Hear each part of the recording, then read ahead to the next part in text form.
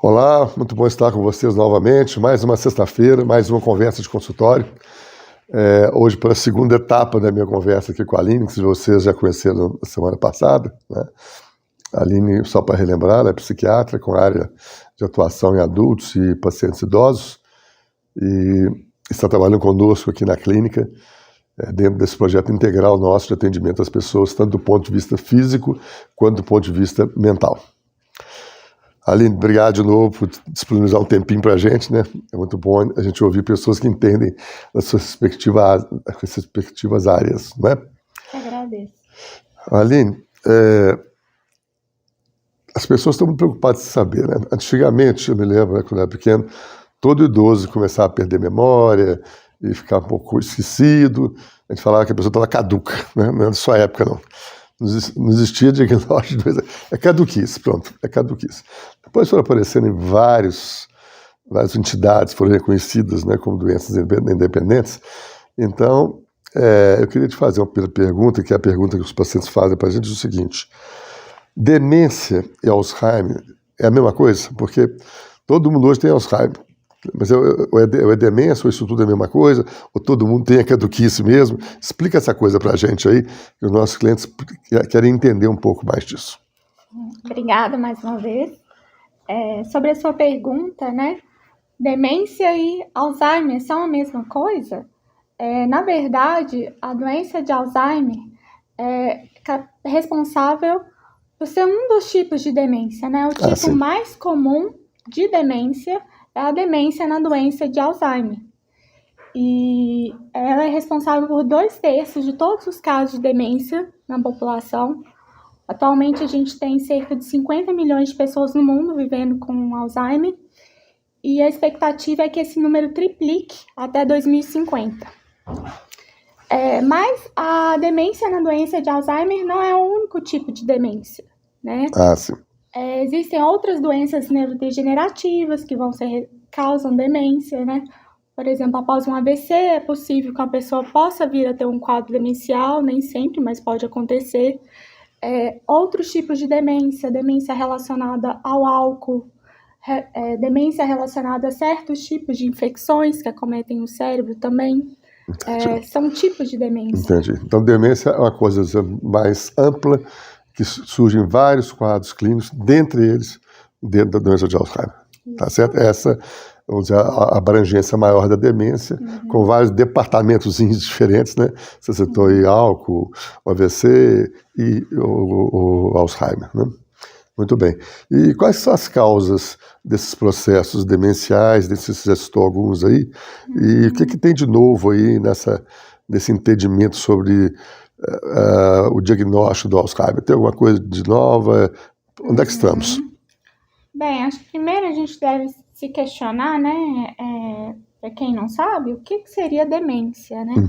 Demência, ela consiste numa síndrome clínica que é caracterizada por um declínio cognitivo em relação ao funcionamento prévio, somado ao declínio nas atividades de vida diária. O que é isso? Então, uma pessoa que passa a esquecer compromissos, datas, ela passa a ficar repetitiva, ou seja, contar a mesma história várias vezes.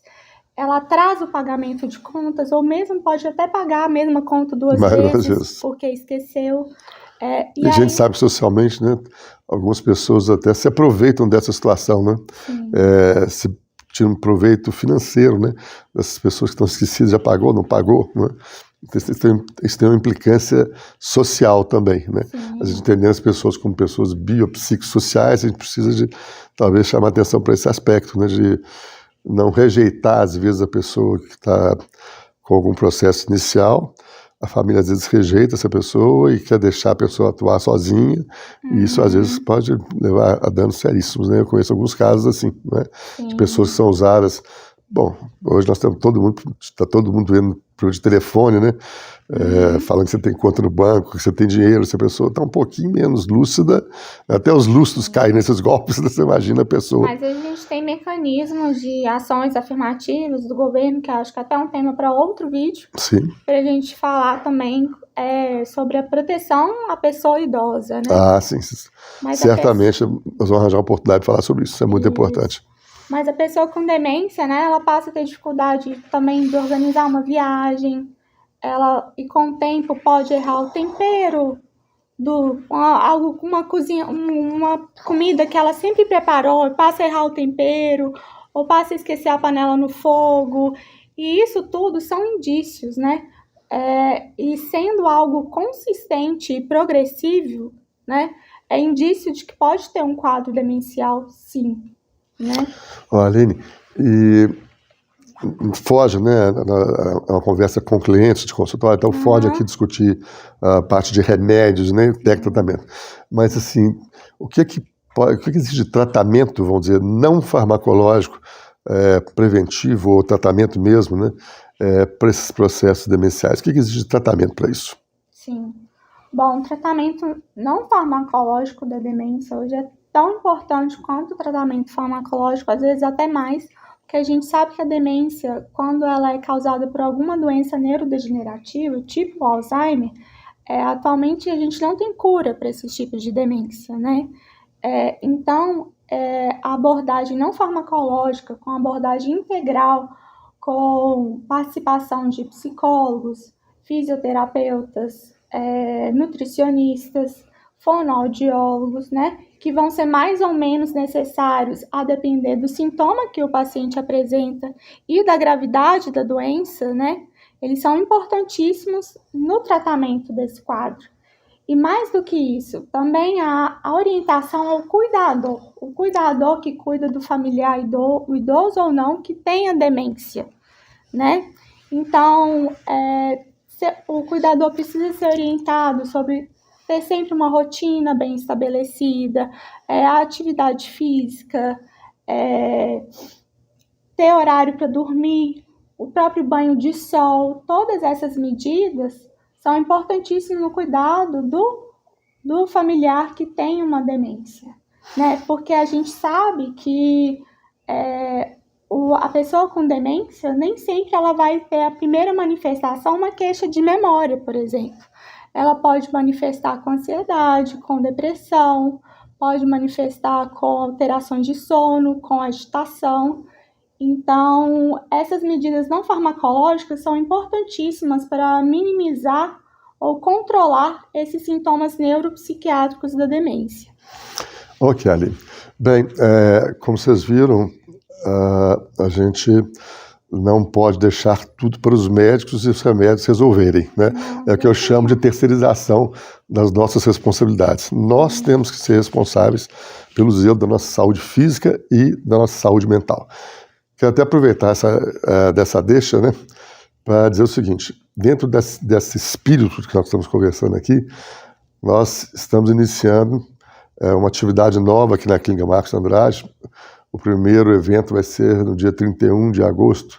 Vocês vão ver, vai ser amplamente divulgado aí pelos nossos canais aqui da clínica. São eventos que o público-alvo é na faixa de 30 a 60 anos. E nós vamos promover uma série de encontros. O primeiro deles vai ser em um café. Nós vamos ter, parece, 40 vagas lá. E que vai estar aqui, vão estar presentes lá 4 ou 5 pessoas aqui da clínica que atuam em áreas diferentes. E nós queremos discutir com os nossos clientes o que a clínica pode oferecer de eventos sociais, os mais agradáveis possíveis, né?